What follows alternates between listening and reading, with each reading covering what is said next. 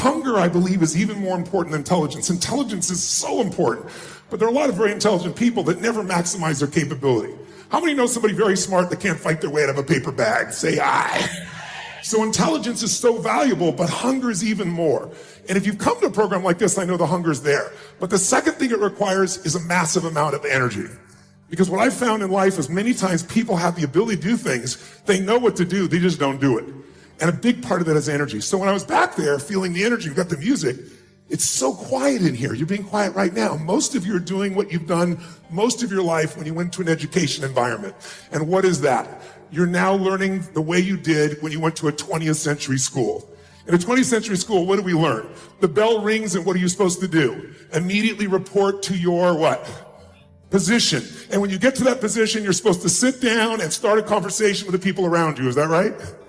You're supposed to initiate. Is that right? No. When you went to 20th century school, you were taught, sit down, be quiet, be passive, wait till someone tells you what to do. Today, if you wait for someone to tell you what to do, if you don't talk to your neighbor, you're out of business. Who's with me here? Say aye. So I'd like to change this, because how many of you in this room have ever gone to an environment where you learned something that you thought was really, truly valuable? No one sold you on it. You personally thought, this is really something that could change my business, change my life. You were excited about it.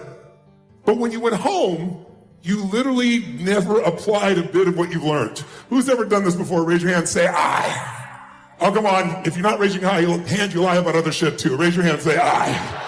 Who's done this more than once in your life? Say aye. Who still feels intelligent? Say aye. So we're all smart people. Why would smart people learn something, get an environment like this, and then not maximize it? It's because we've all been conditioned by our traditional education, which was designed back in the 19th century, 20th century, where you're designed to get a job, where you were supposed to report at a certain position, someone told you what to do. Basically, it was an assembly line. Today, that's not true. So I like to break out of that, because research shows if you sit and listen to me passively like you are right now, you're being very nice, smiling, nodding your head, being sweet, I appreciate it. But if you do that, research shows 3 months from now, you'll remember about 10% of what was said, which basically was wasting your time, and wasting mine too. I don't want to waste yours, much less mine. So if you listen and take notes, it jumps up to the 40, 50 percentile, even if you never look at the notes again. Because just writing it down drives the groove deeper. So I'd encourage you to do that. I don't see many of you with any form of notes, but I know you have your phones. Some of you do, but if you have no notes, you must not have had a very high expectation of much value coming out of the session, clearly. But thirdly, if you physically engage your body, which is what I like to do, your voice, your body, your energy, engagement is part of what we're going to talk about here in business. It's the most pathetic level in a long time worldwide. Even though we have all these tools for productivity, we have all these tools for distraction. And as a result, most people are not maximizing. So if we want to transform, the thing we really need to be able to shift is get ourselves engaged at a different level. So what I'd like to ask you to do is, from here on out, if you're willing to, is let's start with some energy. Because let me ask you a question. If you have two people in a relationship, let's just go intimate for a moment. And you have two people, and both these individuals are really, they're in a magnificent state of mind and emotion. Their life is going beautifully. They're happy as could possibly be. And they enter a relationship, two really happy people. What's that relationship going to be like? You tell me, if you know nothing else. What kind of relationship is going to be if you got two people in a great peak state? Tell me, what's it going to be like? Now, if I'm having a soliloquy, you won't get anything out of this. I'm asking you to not answer the question just so you refer back to me or affirm. I'm doing it because if you sit passively, you won't remember anything. But if you activate your nervous system by raising your hand, by asking questions, by yelling out the answer, then energy will rise. Who's willing to do this? If you want to raise your hand, say aye. Become a good student of your own life. It's the information you are most familiar with and feel the strongest about. So make your own life one of your most important studies.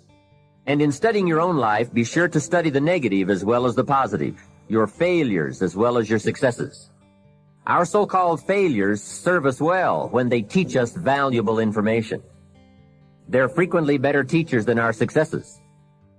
One of the ways we learn how to do something right is simply by doing it wrong. Doing it wrong is a great school for learning. Now I would suggest that you not take too long. If you've done it wrong for 10 years, I wouldn't suggest another 10. But what a close at hand and emotionally impactful way to learn from your own experiences. When I met Mr. Schoaf, I had been working 6 years. I started when I was 19, and when I met him, I was 25. He said to me, Mr. Rohn, you have been working now for 6 years. How are you doing? I said, not very well.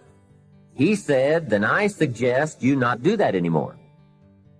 6 years is long enough to operate the wrong plan.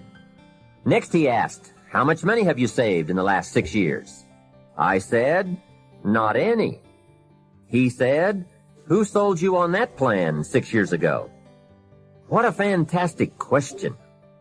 Where did I get my present plan that wasn't working well? Hey, everyone has bought someone's plan. The question is, whose? Whose plan have you bought? Now, those initial confrontations as you come to grips with your own past experiences may be a little painful at first, especially if you have made as many errors as I did.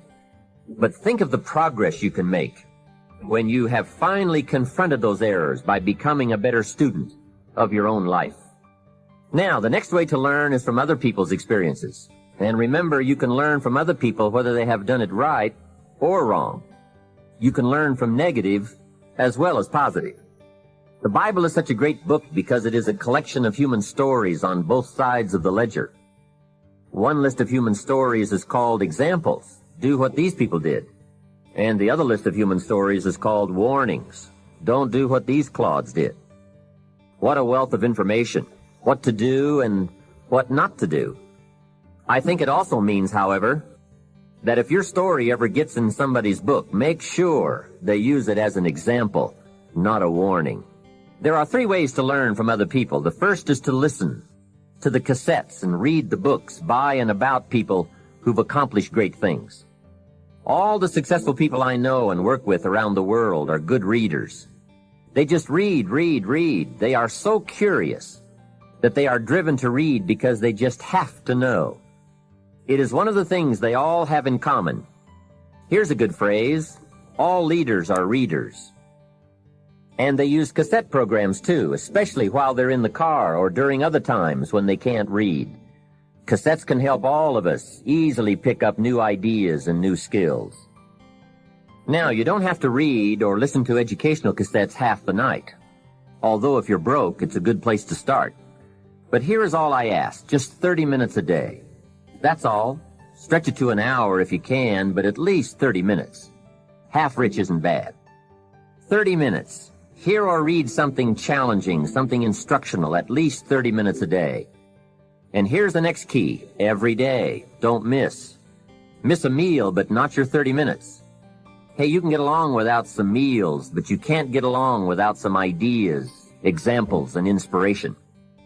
There's a Bible phrase that says, humans cannot live on bread alone, or food alone. It says the next most important thing to bread is words. Words nourish the mind. Words nourish the soul. Humans have to have food and words to be healthy and prosperous. Make sure you have a good diet of words every day. I told my staff one day, some people read so little they have rickets of the mind. And also remember to properly feed the mind, you must have good balance.